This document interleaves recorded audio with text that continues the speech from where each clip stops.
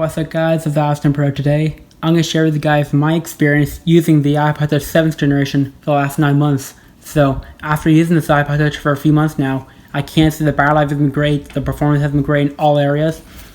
And a few things I love about the new iPod Touch 7 is that when you go to battery now, you now get the battery percentage from the iPhone now. As you can see on the 6th generation on the left here, it does not include that. But on the 7th gen on the right, it now includes it, which is really cool.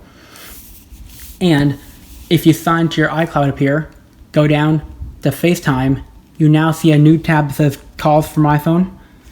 And you can actually enable Wi-Fi calling on your iPod Touch by syncing to your phone's cellular account. To turn this on here, you have to have an iPhone with a cellular plan set up.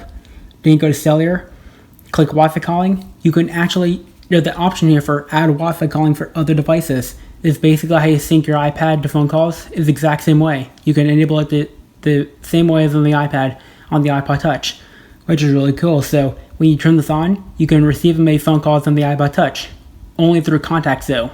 It doesn't have a phone dialer, so you have to do it through contacts only. It's basically the way the Wi-Fi calling works in the iPod Touch and iPad. And the cameras, as you guys can see, the cameras are okay, but they're not that great. But there's only the only difference I can notice is that the color exposure has changed very slightly, but very hard to notice it, but it is there. And the front-facing camera, as you guys can see, there's a 1.2 megapixel front-facing camera. It's not that great, but it's the same one from the 6th generation, as you guys can clearly see. It's all washed out and doesn't take great photos. And it does gain the A10 chip from the iPhone 7. So if you go to Geekbench here, go to CPU. I've run the Geekbench already, and as you guys can see, the Geekbench scores are around the same as the iPhone SE first generation here.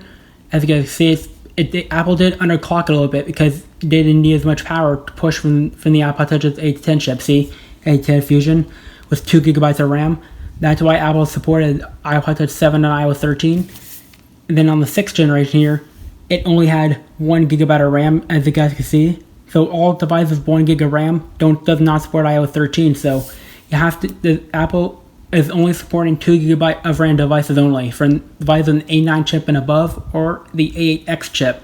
Although only 2 gigabyte devices are supported for iOS 13 and above. So if you guys have 1 gigabyte of RAM device like an iPod Touch 6th generation, it won't support iOS 13. So overall, this iPod Touch is a great device for a daily driver. If you guys want to like play some music on the go or something, good for that. Same for watching TV and playing music and all that. Great. So that is my experience using the iPod Touch 7th generation for the last 9 months. Great overall, except for the front-facing camera and the cameras and all that. But the battery life is way better than the 6th generation here. The 6th gen, I can only get like 4 hours out of this iPod. And the 7th generation, I can get the full 10-hour battery life out of it, which is really cool. So much better battery life than the 6th generation. Yeah, so that's pretty much it for this video. If you liked the video, give it a thumbs up. Peace out.